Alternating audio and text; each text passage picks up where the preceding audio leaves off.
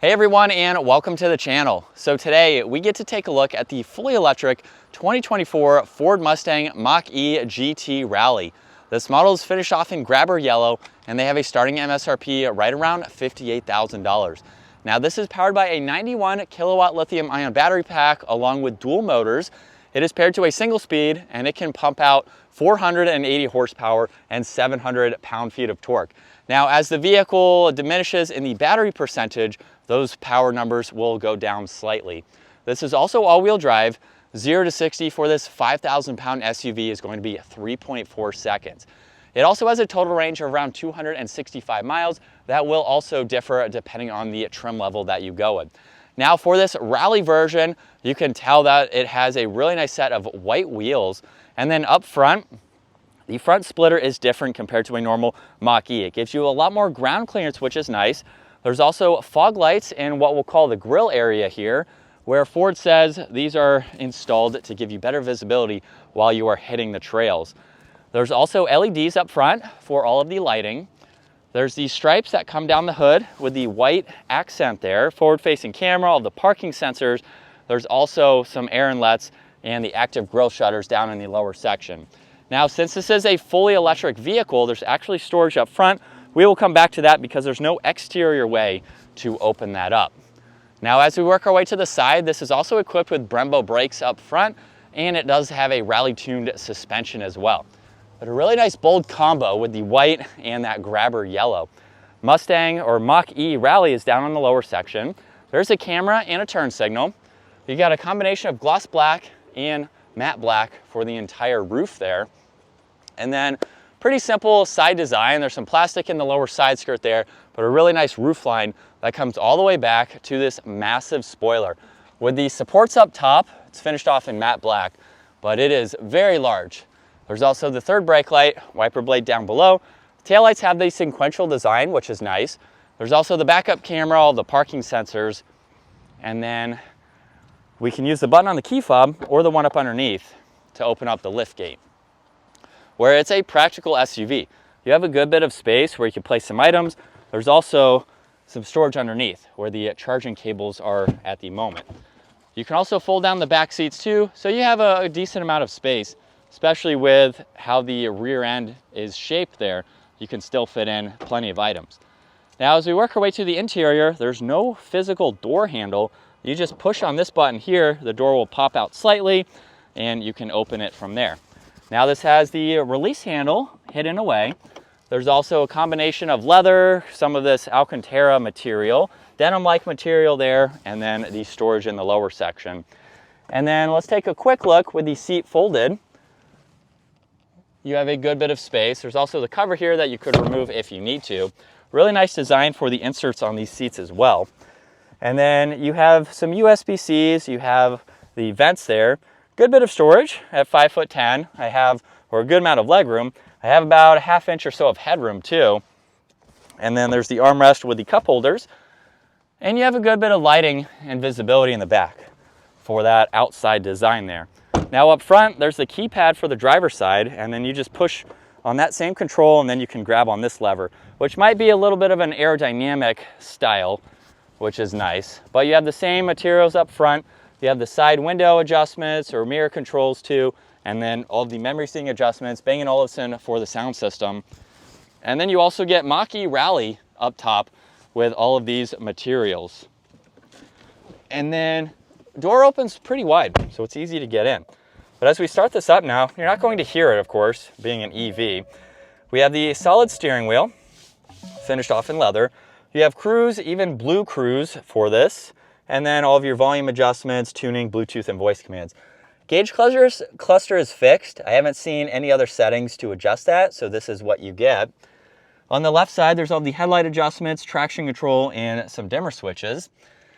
And then you have a very large infotainment system. You can go through some of these shortcuts, Apple CarPlay, Android Auto. You have public chargers, charging that you can look at all that information.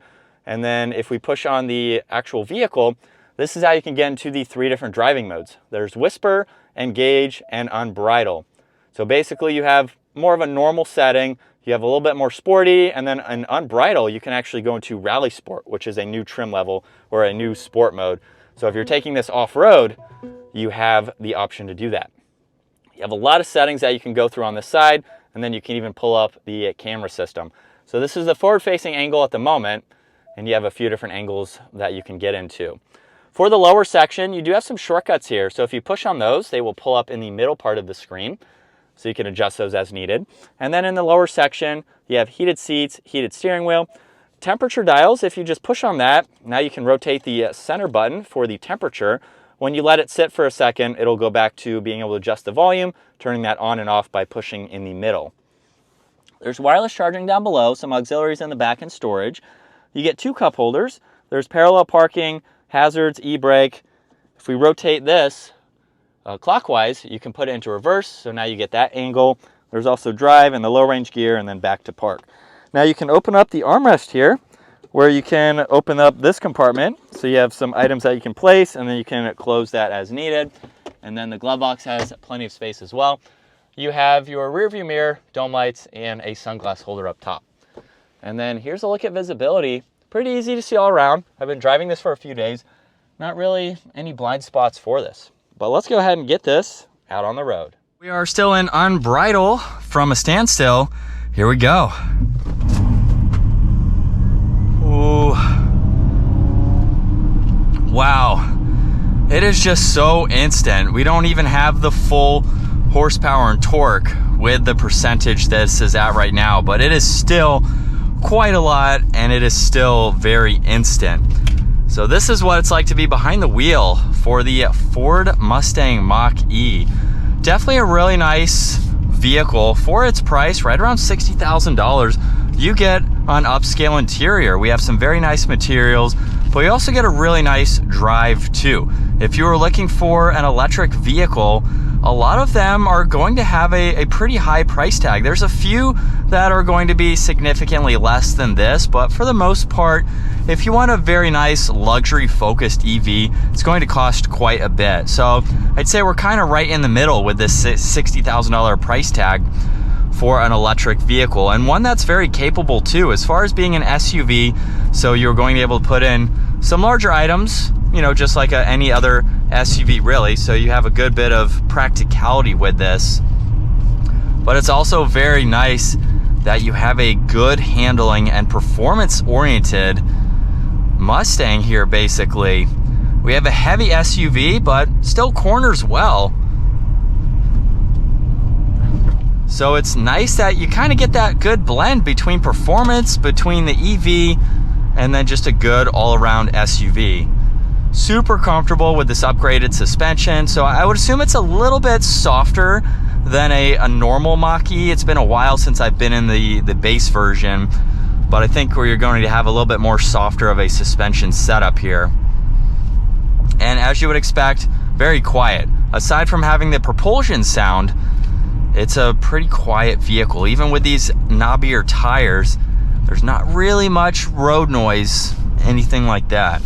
And as we get up to merge with traffic, I mean, it's a pretty quick vehicle, so no concerns with power output from this. But overall, it's a nice vehicle. It's been very nice to drive. I don't really have anything negative to say about it. All the materials are nice. There's a lot of tech. A little bit confusing to go through that system, but once you get used to it, you know, like anything else, you will be good to go. So other than that, it's a nice vehicle to check out. I hope you guys enjoyed today's video. Give it a huge thumbs up if you did, and consider smashing that subscribe button so you don't miss out on our daily uploads, and I will see you all in the next video.